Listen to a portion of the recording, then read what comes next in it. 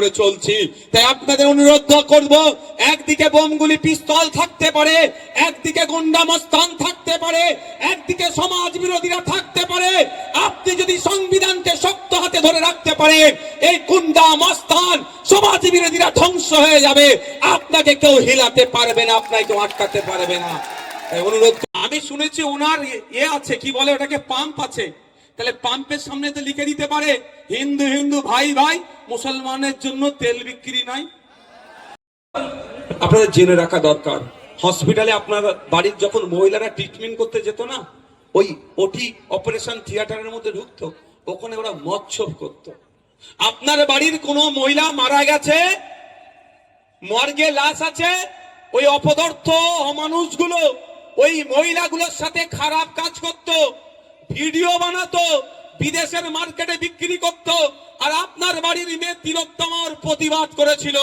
ওটা জানতে পেরে গিয়ে যখন প্রতিবাদ করেছিল, ওরা ভয় পেয়ে গিয়েছিল, ওই জন্য তাকে খুন করে ধর্ষণ করানো হলো। কেন ধর্ষণ করানো হলো আমরা সকলেই জানি। কোন জায়গায় যদি একটা মার্ডার হয়, আগে আমরা কি বলি, আরে কি কারণে মারলো লোকটাকে, কারণটা কি খোঁজার চেষ্টা করি মার্ডার হলি। তো এটা আর মার্ডার করেছে, ওইটা জেনে গিয়েছিল, প্রতিবাদ করেছিল বলে, কিন্তু মার্ডারের মাইন্ডকে ডাইভার্ট করার জন্য ওকে ধর্ষণ করানো হলো। তো যতদিন না তিলোত্তমা ও বিচার পাচ্ছে, আপনাকে আমাকে কিন্তু চুপ থাকলে হবে না, তাহলে আপনাকে আমাকে পরের প্রজন্মার ক্ষমা করবে না। কারণ তিলোত্তমা আপনার জন্য লড়াই করেছিল।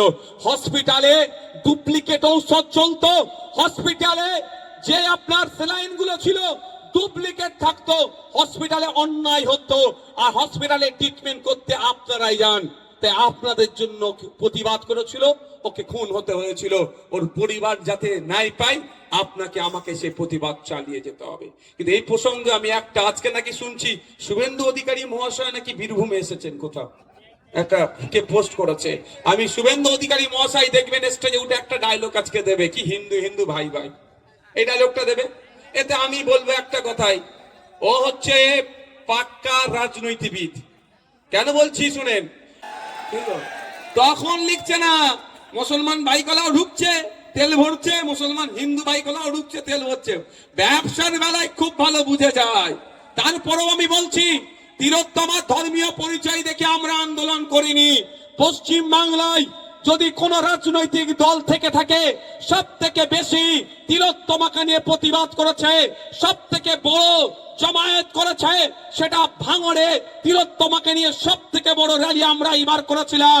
আর ইন্ডিয়ান সেকুলার ফ্রন্ট গত দিনও পর্যন্ত তিলোত্তমাকে নিয়ে প্রোগ্রাম চালিয়ে যাচ্ছে, আগামীতেও চালিয়ে যাবে যতদিন না বিচার পাবে।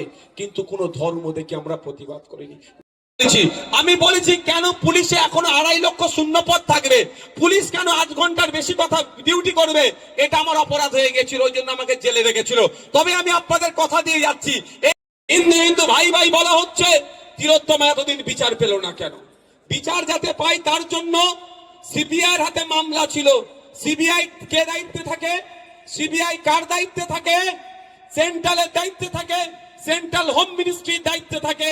সেন্ট্রাল হোম মিনিস্ট্রি সামলাচ্ছে আপনার অমিত শাহজি। তাহলে সিবিআই হাতে মামলা যাওয়ার পরেও তিলোত্তমার পরিবার নাই পেল না কেন? এটা আপনাদের জেনে রাখতে হবে। এই খুনের সাথে তৃণমূলের পরিবারের দামাল ছেলেরা জড়িয়ে আছে, আর তৃণমূল পরিবারের দামাল ছেলেগুলোকে বাঁচানোর জন্য বিজেপি সহযোগিতা করছে বকলমে। হিন্দু হিন্দু স্লোগান দিচ্ছ, তিলোত্তমার মা বাপটাও কিন্তু হিন্দু, এখনো বিচার পেল না কেন?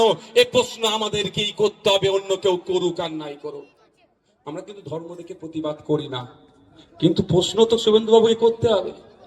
ইচ্ছা করে তৃণমূল গাড্ডায় পড়লে বিজেপি তাকে সহযোগিতা করে, বিজেপি গাড্ডায় পড়লে তৃণমূল তাকে সহযোগিতা করে। আপনারা ভুলে যাচ্ছেন মহাকুম্ভে যে বিপর্যয় হয়েছিল, দোষ ছিল সরকারের, যোগী আদিত্যনাথের দোষ ছিল, বিজেপির দোষ ছিল। পার্লামেন্টে যখন আলোচনা হচ্ছে, আলোচনা করার দাবি তুলেছে, আলোচনা করলো না। যখন বিজেপি ব্যাক ফুটে জবাব দিতে হবে যে এত প্রায় 5,000 কোটি টাকার প্রজেক্ট, তারপর ওখানে ধর্মপ্রাণ হিন্দু ভাইরা গিয়ে আক্রান্ত হলো কেন, মারা গেল কেন, ক্ষতিগ্রস্ত হলো কেন? যখন পার্লামেন্টে এটা নিয়ে চর্চা করার কথা বলছিল, যখন তৃণমূল চাপে, বিজেপি যখন চাপে পড়ছিল, মমতা ব্যানার্জির দলের এক এমএলএ এমপি চলে গেল কুম্ভে গিয়ে স্নান করে, বলল এর থেকে ভালো কুম্ভের আর আয়োজন কেউ করতে পারবে না, মানে বিজেপিকে ক্লিন চিট দিয়ে দিল। তৃণমূল গাড্ডায় পড়লে বিজেপি ক্লিন চিট দেয়, আর বিজেপি গাড্ডায় পড়লে তৃণমূল ক্লিন চিট দেয়। আপনাদের বুঝতে হবে বিষয়টাকে। যাক বন্ধুগণ, আমি বক্তব্য দীর্ঘায়িত করব না, কটা বাজে। এরকম অপরাধ আমি বারবার করব আর বারবার জেলে যাওয়ার জন্য প্রস্তুত আছি। মানুষের জন্য কথা বললে জেলে যেতে অসুবিধা কোথায় ভাই? কোনো অসুবিধা আছে? আমি তো জেল কাটতে রাজি আছি। ওরা যখন জেলে ছিল, এটা বলে দিই আপনাকে, আমি প্রেসিডেন্সি জেলে ছিলাম। আমি যখন বার হব বলে জেলের অর্ধেক যারা বন্দী আছে তারা এসে অপেক্ষা করতো একবার ভাইজানের সাথে হাত মিলাবো। ওই সময় জেলে আমার তৃণমূলের প্রাক্তন মন্ত্রী ছিল, তিনি ভয়ে বার হতে পারতেন না, বার হলেই চোর চোর চোর চোর করতে। আমি জেলে গিয়েছি কিসের জন্য? আপনাদের জন্য। ঠিক আপনার আমার বাড়ির মেয়ে তিলোত্তমাকে খুন করেছিল, আপনাদের মনে মাথায় আছে তো? কলকাতা আর.জি. কর হসপিটালের ডক্টর, তাকেও কেন খুন করেছিল জানেন? আপনার জন্য। আপনার বাড়ির মেয়েটির ইজ্জতকে বাঁচাবার লড়াই ছিল। জেনে রাখা দরকার, আপনাদের জেনে রাখা দরকার, ওই মেয়েটিকে আগে খুন করেছে, পরে ধর্ষণ করেছে। এটা ভাববেন না ধর্ষণ করে খুন করেছে। এ কদিন মাস 3 হবে তো আপনার এই বহরমপুর, আপনার বীরভূমে আমাদের এক আদিবাসী সমাজের বোনকে একটা মাস্টার টুকরো টুকরো করেছেন রামপুরহাটে, মনে আছে তো? আমরা ভুলে যাব না। ওই বোনটার যতদিন না পরিবার নাই পাচ্ছে, আমরা লড়াই চালিয়ে যাব। এটাও খবর পাচ্ছি, এই এখানকার ব্লক লেভেলের কোন নেতারা নাকি ওই খুনটাকে চেপে রাখার চেষ্টা করছে। এটুকু মাথায় রাখবেন যে এই বিরসা মুন্ডার উত্তরসারির সাথে কেউ যদি অন্যায় করে, ফুরফুরার পীর আবু বকর সিদ্দিকের উত্তরসারি চুপ থাকবে না, এটা মাথায় রাখবেন। আকরাম খান সাহেবের উত্তরসারিরা চুপ থাকবে না, হোসেন আহমদ মাদানী সাহেবের উত্তরসারিরা চুপ থাকবে না। ওটাও মাথায় যেন না ভুলে যান। হ্যাঁ, তবে আমি আপনাদের কাছে একটা অনুরোধ করব।